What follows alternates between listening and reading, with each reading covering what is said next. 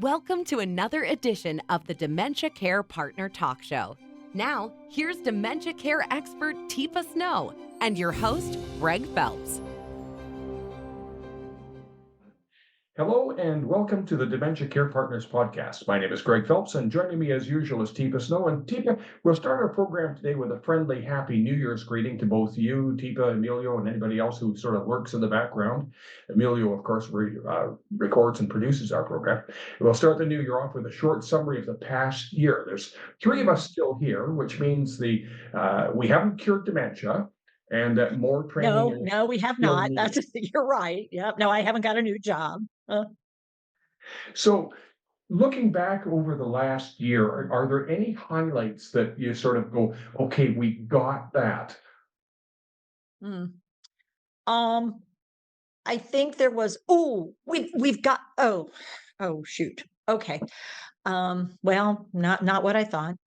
And I think there was a. We got a guy. Oh, guide. Yeah, that's great. Well. Okay. I think there was. This could be super. Oh, wait, another new dementia? Oh, great. So I think there were a lot of discoveries. There's been a lot of movement. Would I say that it is in the direction of resolving some of the major challenges and blockage and stigma? Not nearly what I would like to see it. I think there has been. I'm not saying that hasn't. We have yet to have a national act that recognizes dementia rather than Alzheimer's.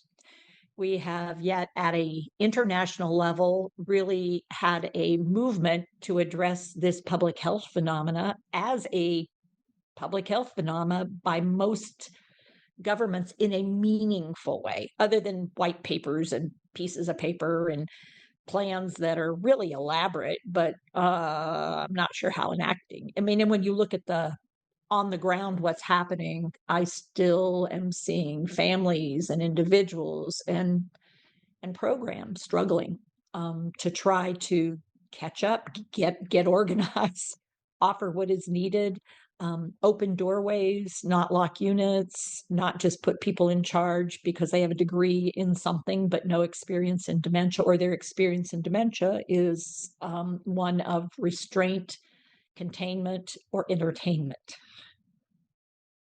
What was that? Restrain, contain, entertain?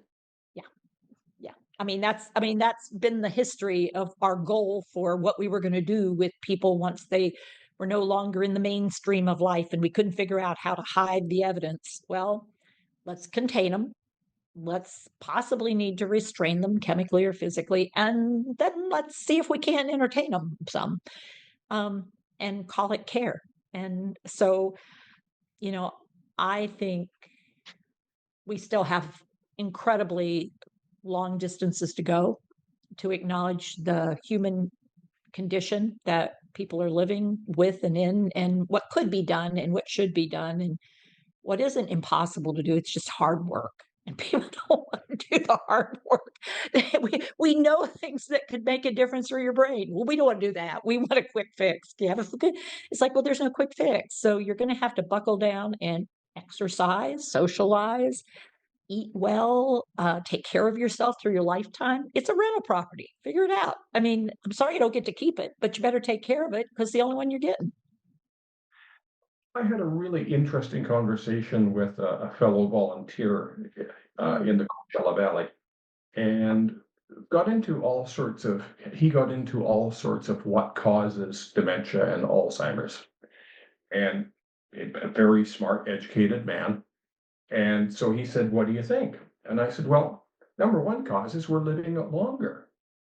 We had the decency to die off years ago. When you die at 45 for men or you die at 36 for women, we don't need to worry about Alzheimer's. We do need to worry about other public health issues and infections and the lack of. But now, when we live longer, our brains are exposed to so many more risks over a longer period of time. And our bad habits, if we have them, add up, or our good habits could stand us in good stead. And our genetics start checking in. And the environment matters. I mean, so there's these variables that the longer you exist in this rental property, the higher the risk. Poorly constructed rental properties aren't going to last very long. I don't care what you do. But well-constructed rental properties, if they're managed well, look real different than well-constructed rental properties that were let go and nobody did anything about it other than had a good party. I don't know if you've ever done an Airbnb where there was like teenagers there, but they didn't sign in. Their parents signed them in, and then they took over the thing. It's like, oh, I don't think they get invited back for a reason.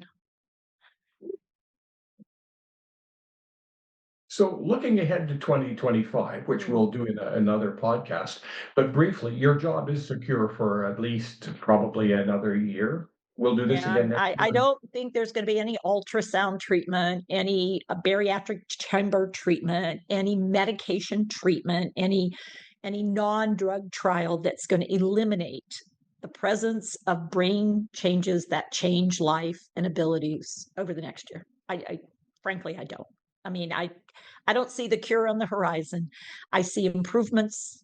I don't see the stop it in its tracks on the horizon. I see maybe a little more progress, and I don't see the need to help people better understand what's happening and appreciate how to support and help going away in the next year at all. Our program this morning for a family that's going through the throes of the dementia journey.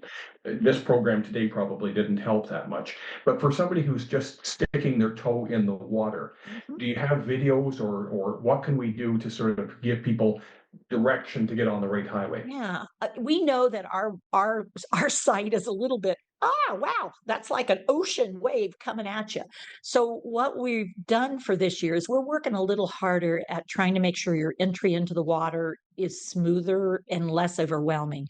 We've also started to go back to some of the things we've had before, but realize there's the way to get involved that may be at the right level for you, given who you are and what you're looking for. But we might need to have a bit of a conversation or a call, or you might know exactly what you think you want, and we still might want to talk to you because what you think you want and what actually it turns out might be helpful to you because the waterfront is so confusing. I think, yeah, we have opportunities in 2025 that we've worked on hard during our pause to try to make sure we're being more helpful, offer better service, be in the front line of changing what is to what we want it to be.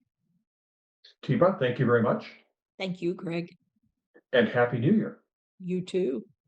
You've been listening to the Dementia Care Partners podcast. For more information on today's podcast or any other dementia related topics, go to teepasnow.com.